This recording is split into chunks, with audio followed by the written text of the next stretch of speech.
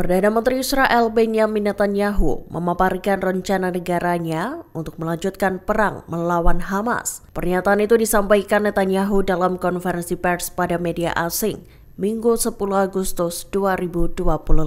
Diketahui, Netanyahu menyatakan bahwa ia ingin mengakhiri perang Gaza sesegera mungkin. Namun menurut Perdana Menteri Israel tersebut, memperluas agresi dan merebut kota Gaza merupakan satu-satunya cara untuk mengamankan pembebasan sandera yang masih ditawan Hamas. Dikutip dari The Times of Israel, Netanyahu sendiri membantah bahwa Israel berniat menduduki Gaza. Di saat pasukan keamanan dan keluarga sandera mengecam rencananya, Netanyahu berpendapat bahwa pengambil alihan Gaza akan memungkinkan pembebasan tawanan. Netanyahu juga terdengar mengecam media asing lantaran mempercayai klaim terkait terjadinya kelaparan di Gaza. Dikatakan sang Perdana Menteri, klaim itu adalah kampanye palsu Hamas yang menyesatkan dunia. Disebutkan, Netanyahu mengadakan konferensi pers tersebut untuk mengungkap kebohongan dan menyatakan kebenaran. Perdana Menteri Israel itu menekankan tujuannya bukan untuk menduduki Gaza, melainkan membebaskannya dari militan Hamas. Perdana Menteri Israel Benjamin Netanyahu menyatakan bahwa persetujuan mengenai rencana perebutan kota Gaza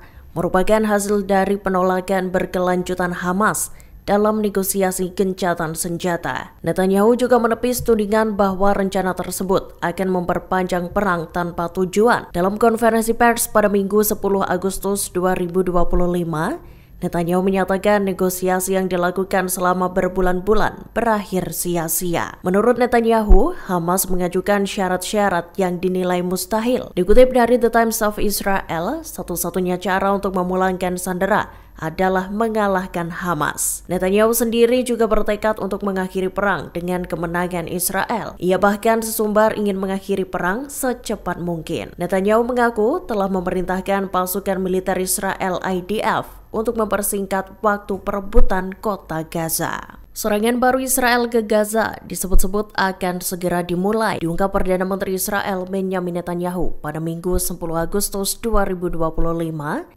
Hal itu sejalan dengan tuntutan untuk mengakhiri penderitaan di Gaza. Netanyahu berharap dapat menyelesaikan serangan baru itu dengan cukup cepat. Ia mengaku tak memiliki pilihan selain mengalahkan Hamas untuk membebaskan para sandera yang masih tersisa. Dikutip dari Al Arabiya, kantor Netanyahu menyatakan bahwa sang Perdana Menteri telah berbicara dengan Presiden Amerika Serikat Donald Trump terkait rencana Israel untuk menguasai sisa benteng Hamas di Gaza. Dilaporkan, serangan baru di Gaza bertujuan untuk menyerang 2 benteng Hamas yang tersisa. Israel menilai cara tersebut merupakan satu-satunya pilihan lantaran Hamas enggan melucuti senjatanya. Diketahui, Hamas mengaku takkan melucuti senjata kecuali negara Palestina merdeka didirikan. Salah satu jurnalis terkemuka di Gaza, Anas Al-Sharif, tewas dalam serangan udara di dekat rumah sakit Shifa. Dilaporkan rudal Israel menghantam sebuah tenda yang ditempati oleh para jurnalis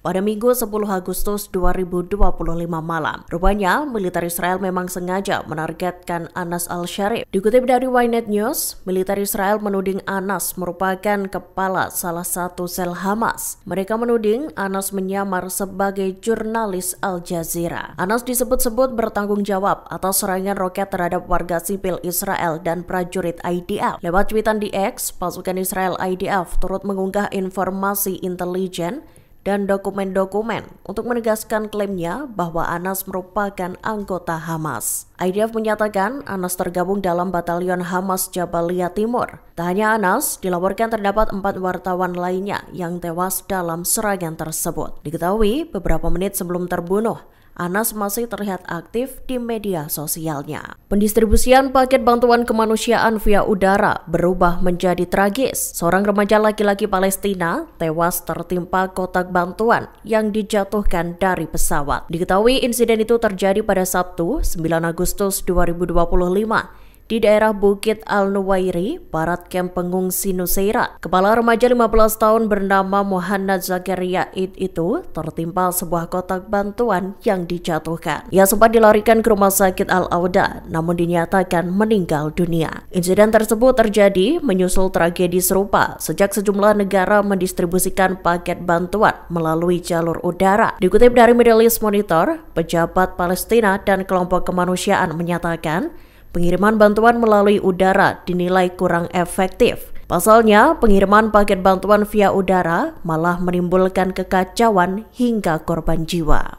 Jurnalis Al Jazeera yang terbunuh dalam serangan Israel pada Minggu 10 Agustus 2025 malam rupanya meninggalkan sebuah surat wasiat. Anas Al-Sharif menuliskan pesan terakhirnya itu di akun X-nya. Diketahui, surat wasiat tersebut ditulis pada April 2025 dan baru diunggah oleh tim adminnya di X selesai sang jurnalis meninggal dunia. Di awal wasiatnya, Anas Al-Sharif menyebutkan bahwa jika pesan tersebut telah dirilis, itu merupakan pertanda bahwa Israel telah membunuhnya. Semula ia berharap agar diberi umur panjang dan bisa kembali bertemu keluarganya. Kemudian Anas Al-Sharif mengaku telah berkali-kali mengalami penderitaan. Meski begitu, ia tak gentar untuk menyampaikan kebenaran atas apa yang terjadi di Gaza. Dalam pesannya, Anas Al-Sharif mengaku mempercayakan Palestina pada dunia, begitu pula para masyarakatnya. Ia berharap rakyat dunia menjadi jembatan untuk mencapai pembebasan Palestina. Pesan itu kian menusuk saat Anas Al-Sharif menitipkan anak, istri, dan ibunya. Jurnalis Al Jazeera tersebut juga berdoa agar diampuni dosa-dosanya dan darahnya menjadi cahaya yang menerangi jalan kebebasan bagi rakyat Gaza dan keluarganya. Di akhir wasiatnya itu, Anas Al-Sharif meminta dunia agar tak melupakan Gaza dan dirinya dalam setiap doa yang dipanjatkan. Download Tribun X sekarang, menghadirkan lokal menjadi Indonesia.